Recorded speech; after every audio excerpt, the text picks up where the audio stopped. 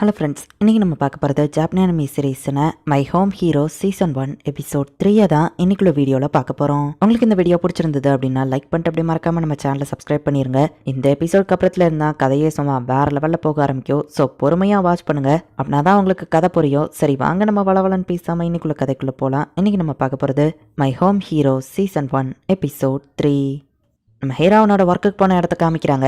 போன வாரம் அவன் மூஞ்சில அடிபட்டு இருந்தது, எதுவும் பார் ஃபைட்ல கலந்துக்கிட்டே என்ன அப்படின்னு ஓனர் கேட்கவும், என்னை பத்தி உங்களுக்கு தெரியாதா அப்படிலாம் இல்லை நம்ம ஹீரோ சொல்றான். சரி நம்ம இன்னைக்கு ட்ரிங்க்ஸ் குடிக்க போலாமான்னு கேட்கவும், எனக்கு ஒரு சின்ன வேலை இருக்கு, இன்னொரு நாள் போலாம் நம்ம ஹீரோ சொல்றான். பல வருஷங்களா எனக்கு ஒன்று நல்லாவே தெரியும், நம்ம கம்பெனி எத்தனை நாள் கேர் பண்ணதுக்கு ரொம்பவே தேங்க்ஸ் அப்படின்னு அவர் சொல்லுவோம். நான் என் கடமை தான் செஞ்சேன் நம்ம ஹீரோ சொல்றான். போலீஸ் ஆஃபீஸர்ஸ் ரேகாவோட அபார்ட்மெண்ட்டுக்கு வெளியே பேட்ரோல் பண்ணிட்டு இருக்காங்க. பாத்ரூம்குள்ள எந்த நாத்தமும் இருக்கக்கூடாதுன்னு சொல்லி நம்ம ஹீரோ ரேப்பர் எல்லாம் கிழிச்சிட்டு ரோம் ஸ்ப்ரேவை அடிச்சு விடுறான். ரேகா ஒரு வாரம் கழிச்சு திரும்ப வரதுக்குள்ள எந்த ஸ்மெல் வரக்கூடாதுன்னு நியூஸ் பேப்பர்ல ஒர்க் ஹார்ட் அப்படின்னு சொல்லி போட்டிருக்கு. பிரேக்ஸ் எடுக்காம நானும் தான் பண்ணிட்டு இருக்கேன் அப்படின்னு நம்ம ஹீரோ யோசிக்கிறான். சில போலீஸ் அங்க பேட்ரோல் பண்ணிட்டு இருக்காங்க. அவன் உள்ள போய் 1 மணி நேரத்துக்கு மேல ஆச்சு. ஒரு ஸ்டாக்கர் அந்த பொண்ணை ஃபாலோ பண்ணான்னு சொன்னாங்களே, அந்த கதை ஒரு பொய் தான். ரேகா காலேஜ் ஃப்ரெண்ட்ஸ் கிட்ட நான் விசாரிச்சிட்டேன், அது பொய் தான் அப்படின்னு கேயிச்சி சொல்றான்.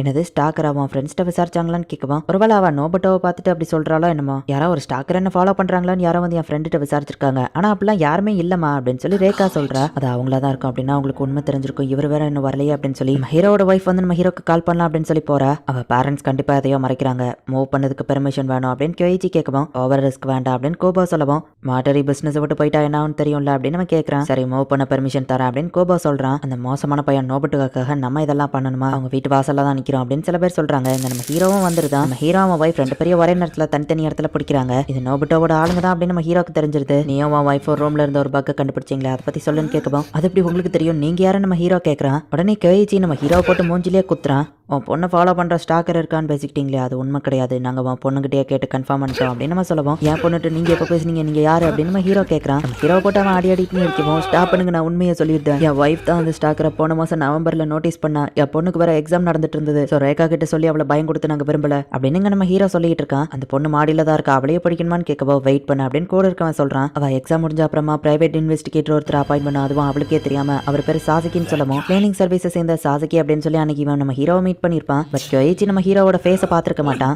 இப்போ அந்த நோபட்டோட அப்பா வந்து கியோயிச்சிக்கு கால் பண்றான். என் பையன் கிடைச்சானா, அவனை கண்டுபிடிக்கிற பொறுப்பு ஒன்ட்டு தான் இருக்குன்னு கேள்விப்பட்டேன், எனக்குன்னு இருக்கிறது அவன் ஒருத்தன் தான், அவனை பார்க்காம எனக்கு வேலையே ஓட மாட்டேக்கி, அவனை சீக்கிரம் கொண்டு வாங்க, இல்லைன்னா இன்னும் அந்த வேலையில இருக்க மாட்டேன் அப்படின்னு சொல்லி நோபட்டோட அப்பா அவனை மாட்டறி சொல்றான். நான் இப்போ ஒரு சஸ்பெக்ட் தான் இன்வெஸ்டிகேட் பண்ணிட்டு இருக்கேன் அப்படின்னு கியோயிச்சி காலை கட் பண்றான். இவனை மேலே கொண்டு போங்க அப்படின்னு கியோயிச்சி சொல்லவும், நம்ம ஹீரோவை எங்கேயோ தூக்கிட்டு போறாங்க. நம்ம ஹீரோ ரொம்பவே பயந்து போயிருக்கான். எங்க ரேகா என்னடா கீழே நடக்கிறதோ தெரியாம அவ ரூம்ல ஜாலியா உட்காந்துட்டு இருக்கா, அசையாம இல்ல இல்லைன்னா அவ்வளவுதான் அப்படின்னு சொல்லி நம்ம ஹீரோவை எதுலயோ நிப்பாட்டி விடுறாங்க. நான் எங்க நிக்கிறேன், இந்த இடத்துல அடிக்கிற காத்து பார்த்தா பில்டிங்கோட உச்சில நிப்பாட்டி விட்டுருக்காங்களா அப்படின்னு நம்ம ஹீரோ பயப்படுறான். நோபட்டோவை பத்தி உனக்கு என்ன தெரியும் அப்படின்னு கியோயிச்சி கேட்கறான். அவ பாய் ஃப்ரெண்ட பாடியில நான் மீட் பண்ண, அவன் என்ன பஞ்ச் பண்ணா ரேகாட்ட சொல்லியிருந்தேன், ஒருவேளை அவங்க ரேகா கிட்ட விசாரிச்சிருந்தாங்கன்னா அவங்க எதிர்பார்க்குற பதில நான் சொல்லலைன்னா அவங்க என்ன கொண்டுருவாங்களே அப்படின்னு நம்ம ஹீரோ பயந்துகிட்டே, ரேகா என்ன சொன்னா அப்படின்னு நம்ம ஹீரோ கேட்கறான். டக்குன்னு நம்ம ஹீரோ போயிட்டு அவன் மேல இருந்து கீழே தள்ளி விட்டுருதான்.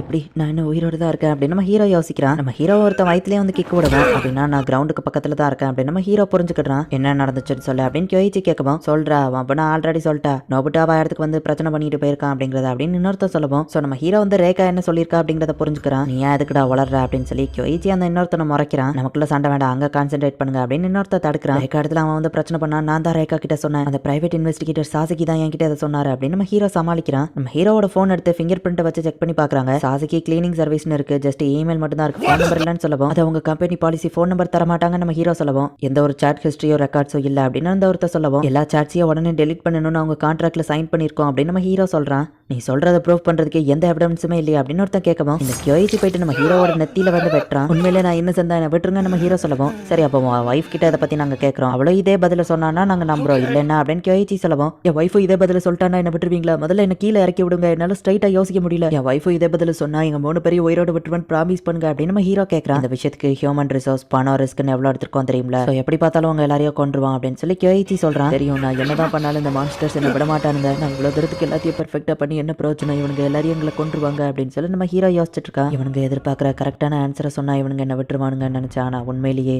எந்த ஒரு கரெக்டான ஆன்சரும் இல்லை, நாங்க சாக தான் போறோம் அப்படின்னு நம்ம ஹீரோ யோசிக்கிறான். ரொம்ப பசிக்குதே அப்படின்னு சொல்லி ரேகா வந்து கீழே இறங்கலாம் அப்படின்னு போறா. இப்போ நம்ம ஹீரோ வைஃப் கிட்ட விசாரிக்கிறாங்க. நான் தான் அந்த ஸ்டாக்கரை நோட்டீஸ் பண்ண, அது நவம்பர் கிட்ட நடந்துச்சு. ரேகா ஃபைனல் எக்ஸாம் நடந்துட்டு இருந்ததுனால அவகிட்ட நாங்க சொல்லல. சோ சாசகிங்கிற ஒரு பிரைவேட் இன்வெஸ்டிகேட்டர் அப்பாயிண்ட் பண்ணோம் அப்படின்னு நம்ம வைஃப் சொல்லவும் ஸ்டோரி மேட்ச் ஆகதா செய்தன் கூட நிக்கிறவன் சொல்றான். இன்னும் நிறைய ஸ்கிரிப்டா நம்ம வைஃப் கேட்கவும் ஒருவேளை அவங்க திரும்பவும் நம்மள கான்டாக்ட் பண்ணாங்கன்னா நம்ம 2 பேரும் சொல்ற கதை கரெக்டா இருக்கணும். அவங்க என்ன கேள்விலாம் கேட்க வாய்ப்பு இருக்கோ அதுக்கான பதில் எல்லாம் நான் ரெடி பண்ணி வச்சிருக்கேன் அப்படின்னு நம்ம ஹீரோ சொல்லியிருப்பான். அவங்க பிளான் ஒர்க் ஆகுது ஹனி அப்படின்னு சொல்லி அவ யோசிக்கிறா. ரேகா ஜாலியா ரூம்ல உட்காந்து போனை நோண்டிட்டு இருக்கா. நோபுட்டோ எங்க இருக்க வாய்ப்பு இருக்குன்னு உனக்கு தெரியுமா அப்படின்னு அங்க இருக்கிறவங்க கேட்கவும் இந்த கொஸ்டினுக்கு அவர் பதில் எழுதி வைக்கலையா அப்படின்னு அவ வைஃப் யோசிக்கிறா. டைம் ஆயிட்டு இருக்கா அப்படின்னு கூட இருக்கமா சொல்லுவோம். அந்த நோபுட்டோக்காக நம்ம இவ்வளவு ரிஸ்க் எடுக்கணுமா அப்படின்னு சொல்லி அவங்க எல்லாம் பேசுறத வச்சு இவங்க டீமா இருந்தாலும் இவங்க யாருக்கும் இந்த வேலையில விருப்பம் இல்ல அப்படின்னு அவன் வைஃப் யோசிச்சுட்டு அந்த நோபுட்டோ யாரு உங்க ஃப்ரெண்ட் அவருக்கு எதுவும் அடிபட்டிருக்கா அன்னைக்கு ஒரு நாள் ஒரு பூனையை காணுங்கிற ஒரு போஸ்டரை நான் பார்த்தேன் அப்படின்னு சொல்லுவோம். இவ என்ன சம்பந்தமே இல்லாம பேசுறான்னு அவங்க யோசிக்கிறாங்க. ஒரு 3 நாள் கழிச்சு அந்த போஸ்டர்ல இருந்த பூனை மாதிரியே ஒன்னு செத்து கிடந்தது. ஆனா நான் கொஞ்சம் க்ளோஸா நோட்டீஸ் பண்ணதுக்கு அப்புறம் தான் அதோட ஸ்ட்ரைப்ஸ் டிஃபரெண்டா இருக்கிறத ஃபீல் பண்ணேன். போஸ்டர்ல இருந்த அந்த பூனை நல்ல வேலை இறந்து போகல. ஆனாலும் அந்த இறந்து போன பூனைக்காக நான் ப்ரேயர் பண்ண தான் செஞ்சேன். ஒரு உயிர் ரொம்பவே வேல்யூபிளானது.